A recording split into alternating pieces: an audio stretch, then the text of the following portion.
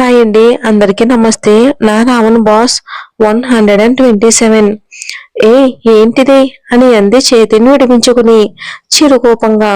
ఇదేంటో తెలీదా అని పట్టుని మరింతగా బిగించి ఆమెను గాఢంగా ఊపిరి వదలగానే దీన్ని కౌగిలి అంటారు అనేసి ఆమె ఏమీ మాట్లాడక ముందే టక్కున ఆమె పెదాల మీద ముద్దు పెట్టుకుని దీన్ని ముద్దు అంటారు అన్నాడు కైపుగా. అతను చేస్తున్న అల్లరిలో కాసేపు ప్రస్తుతాన్ని మరిచి అర నిమిషం తర్వాత తేరుకుని ఎప్పుడేం చేయాలో తెలియదు. కింద అందరూ ఉన్నారు. ఈ సమయంలో ఈ సరసాలేంటి అని అతని మీసాన్ని మురిపెముగా లాగగానే రాక్షసి అని ఆమె వేళ్లను తలుపుతూ విడిపించుకుని మీసాలు ఆమె బొగ్గకి రుద్దుతూ ఉపశమనాన్ని పొందుతూ ఉండగానే మత్తుగా కళ్ళు మూసుకుని కత్తుల్లా గుచ్చుకుంటున్నాయి నీ మీసాలు అని అంది పెదవులు విచ్చుకుని దరహాసాన్ని విసిరి. ఆమె మాటలతో మరింతగా అదుముకుంటూ కేవలం బొగ్గల మీద మాత్రమే సరిపోవటం లేదాద్య, ఒళ్ళంతా పరుచుకొనివ్వు ఈ కత్తులను అని అనగానే ఒక్కసారిగా సిగ్గు ముంచుకురాగా అతన్ని దూరం తోస్తూ చీరంతా నలిగిపోతుంది అని చీరను సర్దుకుంది. అలా సరి చేసుకున్న ఆమె వంక చూసి ఊపిరి బరువవుతూ ఉండగానే గుండెల మీద చెయ్యేసుకుని ఎంత బాగున్నావో తెలుసా అమ్ములు అని అనగానే సిగ్గు దాచుకునేందుకు ప్రయత్నిస్తున్న ఆమె వైపు చూసి కాస్త దగ్గరికి జరిగి కళ్ళకున్న కాటుకను వేలుతో రాసి నడుము మీద దిష్టి చుక్కలా పెట్టాడు. అతని వేలి స్పర్శతో ఒక్కసారిగా ముడుచుకుపోయి కళ్ళు మూసుకోగానే ఆమె నుదుటి మీద ముద్దు పెట్టుకుని ఈ రోజు మీ అమ్మతో దిష్టి తీయించుకో అన్నాడు. ఆశ్చర్యంగా అతని వంక చూసి నువ్వెప్పటి నుండి ఇలాంటివి నమ్ముతున్నావు అని అంది బొమ్మలు ఎగరేసి. నిన్ను ఈ చీరలో చూసిన క్షణం నుండి అని మత్తుగా ఆమె చెవిలో చెప్పగానే ఎక్కడ అతనికి లొంగిపోతానేమోనని భయపడి సర్లే అక్కడందరూ మన కోసం ఎదురు చూస్తూ ఉంటారు పదా అంది కదలబోతూ. ఆమెను వెళ్ళనివ్వటం ఏ మాత్రం ఇష్టం లేక అప్పుడేనా అని దిగులుగా అనేసరికి ఇప్పటికే ఇక్కడికి ఏవేవో కారణాలు చెప్తూ వచ్చాను. ఇంకా ఇలా ఉంటే బాగోదు ఆకాష్, ఇంకా సేపట్లో పెళ్ళైపోతుంది కదా, ఆ తర్వాత మళ్ళీ నీ దగ్గరకు వస్తా అని చిన్నపిల్లాడికి నచ్చ చెప్పినట్లుగా చెప్తూ ఉండగానే శాంతి ఫోన్ చేయడం చూసి ఇదిగో అమ్మ కూడా ఫోన్ చేస్తుంది అని ఫోన్ వంక చూసి వెళ్దాం పదా అంది. ఇంకా చేసేదేమీ లేక ఆమెతో పాటే కదిలేందుకు పూనుకున్న ఆకాష్ని అక్కడే ఆపి ముందు నేను వెళ్తా తర్వాత నువ్వు వచ్చే అంటూ అతన్ని ఏం మాట్లాడే అవకాశం ఇవ్వకుండానే వడివడిగా బయటకొచ్చింది.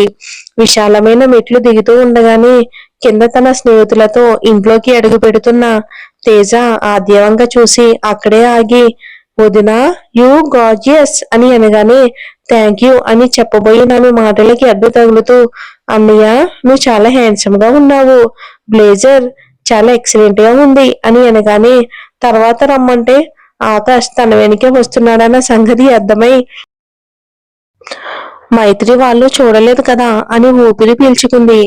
ఆకాష్ కిందకొస్తూనే అంత మోసేయకురా అంటూ కాస్త గాంభీర్యం కలగలిపి చెప్పగా ఎంత పెద్దవాడైనా అతని ముందు ఒకప్పుడు తేజాలనే ఉంటాడు కాబట్టి సైలెంట్ అయిపోయి ఆద్య కిందకి రాగానే ఆమెను పిలిచి వాళ్ళ స్నేహితులకు మా అన్న వదిన అని పరిచయం చేశాడు తేజ.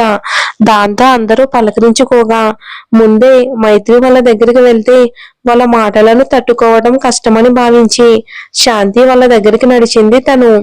అక్కడ మండపం దగ్గర అన్నింటినీ సర్దుతూ హడావుడి పడిపోతున్న శాంతి గారికి శ్రీదేవి గారు సహాయం చేస్తూ ఉండగా వాళ్ళ పనులకు చెప్తూ ఎదురుగా ఉన్న విఐపి సోఫాలో కూర్చున్నారు నళిని గారు. ఆద్య రాగానే ముహూర్తం సమయం అవుతుంది, నైనాని రెడీ చేయడం పూర్తి కాలేదా అంటూ పని వాళ్ళు ఉన్నా సరే పంతులు గారికి జీలకర్ర బెల్లం ఇక అవి ఉన్న పాత్రలను అందిస్తూ అడిగారు శాంతి గారు. ఆవిడ మాటలను వింటూనే అక్కడే కూర్చున్న నళిని వంక చూసి హా రెడీ అవుతుందిలే కానీ అయినా నీకెందుకమ్మా ఈ పనులన్నీ, చుట్టూ ఇంతమంది నిలబడి ఉన్నారు, మ్యారేజ్ కాంట్రాక్టర్ని చూసి పనివాళ్ళు కూడా ఉన్నారు గాని అడిగింది ఆద్య. ఆద్య మనసుని క్షణాల్లోనే అర్థం చేసుకుని ఇదేదో పెద్ద పని కాదమ్ములు, నీ పెళ్లికి చేయటం ఎలాగో కుదరలేదుగా, వినయ్ కూడా మన ఇంటి వాడే కదా తల్లి, చేస్తే ఏమవుతుంది, ఇవన్నీ చేయటం నాకు శ్రమ కాదు, సంతోషం అన్నారు నవ్వుతూ. దాంతో చిన్నగా నవ్వి అపర్ణకు కాల్ చేసి నైనా ముస్తాబుని తొందర చేసింది. ఇంతలో ఆకాష్ తేజ స్నేహితులతో పాటుగా వినయ్ గదిలోకి దూరి అతను అప్పటికే తయారై ఉండడంతో అతన్ని ఆట పట్టిస్తూ ఉన్నారు. డిగ్రీ మొదటి సంవత్సరం కలిసి చదువుకోవటం వలన వినయ్ పిలిస్తే పెళ్లికొచ్చిన ఆకాష్ క్లాస్మేట్స్ అందరూ కూడా అక్కడ ఉండడం చూసి కాస్త మొహమాటంగా పక్కకు జరుగుతూ ఉండడంతో వాళ్ళే మొదటగా ఆకాష్ ని పలకరించారు. దాంతో మామూలైపోయి వాళ్ళతో మాట్లాడ్డాడు ఆకాష్. అసలు ఆకాష్ పెళ్లి చేసుకుంటాడని అనుకోలేదురా.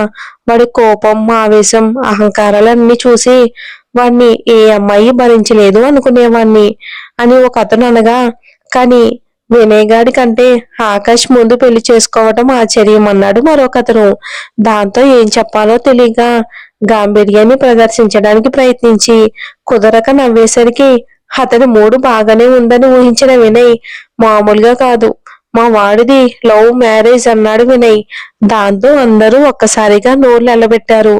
అందులో ఒక అతను తేరుకొని, ఏదో పేపర్లో చిన్నగా చూశాను, మీ వైఫ్ ని మాకు పరిచయం చేయరా అని అనగానే సరేనంటూ అటుగా కదిలాడు ఆకాష్.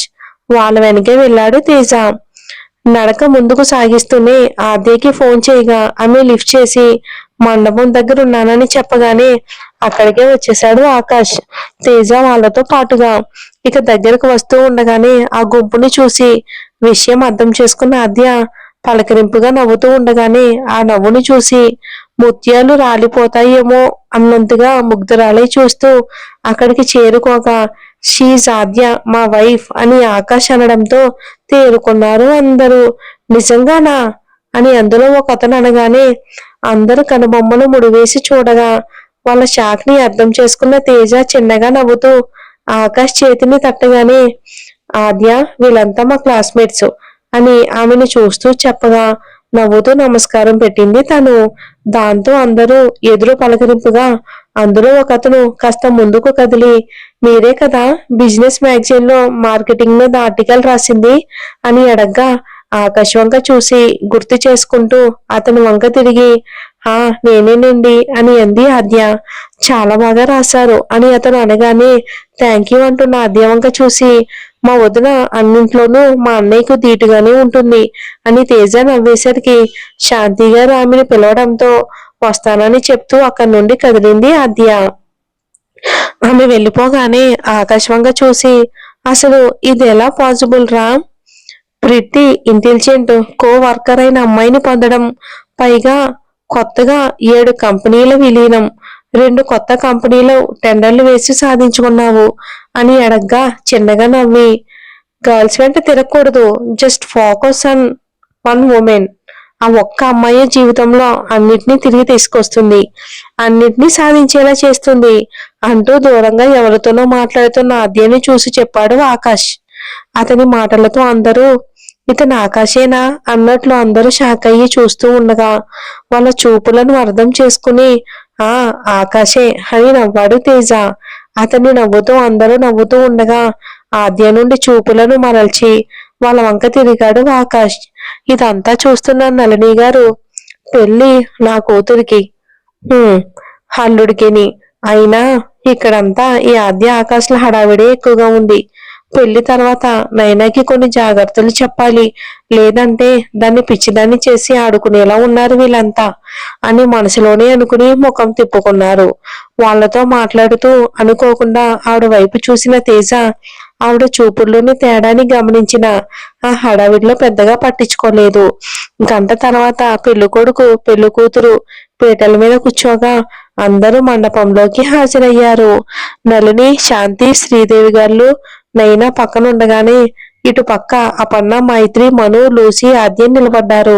కింద విఐపి కుర్చీలలో వరప్రసాద్ గారు, చంద్రశేఖర్ గారు, జగన్నాథం గారు, మణికంఠ గారితో అందరూ కూడా పెద్ద పెద్ద బిజినెస్ దిగ్గజాలు కూర్చొని ఉన్నారు.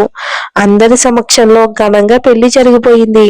వినయ్ తన పెళ్లి ఇంత ఆడంబరంగా జరుగుతుందని ఎప్పుడు కూడా అనుకోలేదు. ఎదురుగా ఉండి తేజతో మాట్లాడుతున్న ఆకాష్ ని చూడగానే కళ్ళు తడి చేరగా లోకం మొత్తం వాడిలో పైకి కనిపించే అహంకారాన్ని చూస్తుంది. ఒక మనిషిని నమ్మితే వాళ్ళ కోసం ఏమైనా చేస్తాడు. పైకి చూపించడం రాదు కానీ దాచుకోలేనంత ప్రేమను గాయాలను మోయగలడు అని మనసులోనే అనుకుంటూ పక్కనే నైనా జడని సరిచేస్తున్న ఆద్య వంక చూసి, పోనీలే, వాడికి వాడు ఇష్టపడిన అమ్మాయే కాకుండా సరైన అమ్మాయి దొరికింది అనుకుంటూ చిరునవ్వు నవ్వాడు. అతని నవ్వును చూసి చిన్నగా చేతి మీద తట్టి అతను తన వంక చూడగానే గాఢంగా ఊపిరి వదిలి మనం సాధించామన్నట్లు వినయ్ని చూసి నవ్వింది నైనా. అందరూ ఆనందంగా వాళ్ళ వంక చూస్తూ ఉండగా ఆకాష్తో మాట్లాడుతున్న తేజ వంక చూసి, అంతలోనే ఎదురుగా వస్తున్న సమీర వంక చూసి, దేవుడా, ఎలాగైనా సరే నేను అనుకున్నది అనుకున్నట్లు అయ్యేలా చూడు అని మనసులోనే మొక్కుకుంటూ సమీరాని ఎదుర్కొన్నట్లు మణికంఠ గారికి సైగ చేశారు శ్రీదేవి గారు. మరి ఏం జరుగుతుందో ఏంటో వచ్చే ఎపిసోడ్ లో చూద్దాం.